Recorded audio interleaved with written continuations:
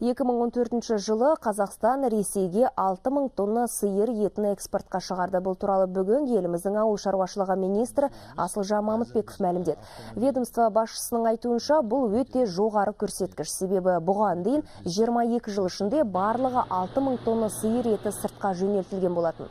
Министр ет экспорты тағы да өсетінін хабарлатуға арнайы инфрақұрылымда дайын екен. Сондай-ақ Асылжан Мамытбеков биязы қой жүніне деген сұраныстың артқанын байқалып отыр деді.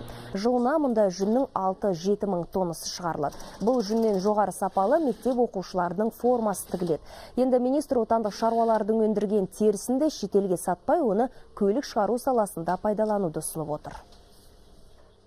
Қазір біз автомобиль өндірісін қолға алып жатырмыз.